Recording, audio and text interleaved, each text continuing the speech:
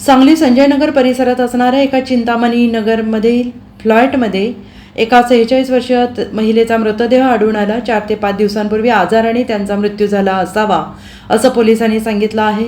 Special rescue टीमने flat फोडून मृतदेह बाहेर काढत शवविच्छेदनासाठी सांगलीतील शासकीय रुग्णालयात पाठवला आहे आणि याबाबत संजयनगर पोलिसात नोंद झाली आहे।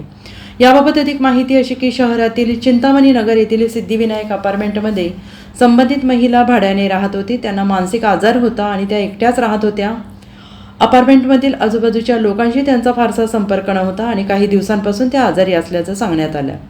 मंगळवारी फ्लॅटमधून दुर्गंधी येऊ लागल्याने अपार्टमेंटमधील नागरिकांनी संजयनगर पोलिसांशी संपर्क केला।